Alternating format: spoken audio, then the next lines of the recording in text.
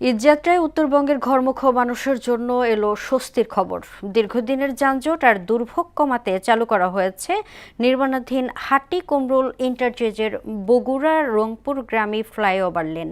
নতুন এই লেন চালু হওয়ায় এবারের ঈদযাত্রা অনেকটাই নির্বিঘ্ন ও স্বস্তিদায়ক হবে বলে মনে করছেন সংশ্লিষ্টরা। সোহেল রানার তথ্যচিত্রে জানাচ্ছেন তাসিন তারিন।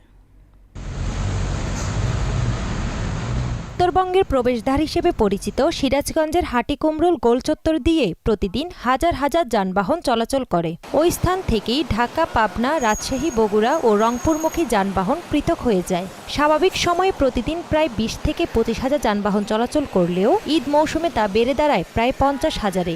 এর ফলে প্রতি বছরই ওই মোড়ে সৃষ্টি হয় দীর্ঘ যানজট ও চরম ভোগান্তি। উত্তরাঞ্চলের ঈদযাত্রা স্বস্তি আনতে হাটিকুমরুল ইন্টারচেঞ্জ লেনটি খুলে দেওয়া হয়েছে। এতে যানজট কমে স্বস্তি ফিরবে বলে আশা করছেন যাত্রী, চালক ও সংশ্লিষ্টরা। অনেক গাড়িগুলো থাকবে, চাপ থাকবে গাড়িগুলো যাত্রীদের ভোগান্তি থাকবে না। ড্রাইভাররা ওভারটেক না করে সবাই যদি সিরিয়াল মানে যায় তাহলে যানজট রাস্তাঘাটে কম হবে। কোনো যানজট নাই, পুলিশ যদি ঠিকভাবে কাজ করে তাহলে যানজট হবে না। কর্তৃপক্ষরা কাজ করলে অবশ্যই আরো সুষ্ঠুভাবে নিয়ন্ত্রণ করলে অবশ্যই ভালো হবে। এই হাটিকুমরুল ইন্টারচেঞ্জ তৈরি হবার পর থেকে এখন দেখছি আমরা দুদিন আগে যে বগুড়ার লেনটা খুলে দিয়েছে, এ কারণে যানজটের কোনো সম্ভাবনা নেই। উত্তরবঙ্গগামী প্রায় ৬০% যানবাহন ওই লেন ব্যবহারের ফলে ঈদযাত্রা আরো স্বস্তিদায়ক হবে এমন আশার কথা জানালেন এই কর্মকর্তা। এখন আর হাটিকুমরুল ইন্টারচেঞ্জ কেন্দ্রিক কোনো ধরনের যানজটের সম্ভাবনা নাই।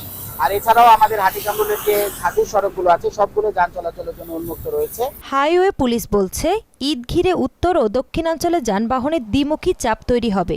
নতুন ওই লেন চাপ কমাতে কার্যকর ভূমিকা রাখবে বলেও জানান তিনি। এটা দেওয়াতে একটা সুবিধা হয়েছে, সমস্ত গাড়ি নির্বিঘ্নে রংপুর ১৬ জেলায় এদিকে প্রবেশ করবে।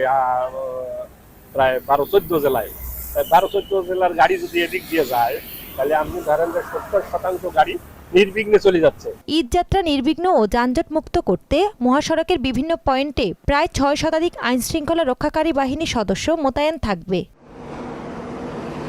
তাহসিন তারিন, মোহনা সংবাদ।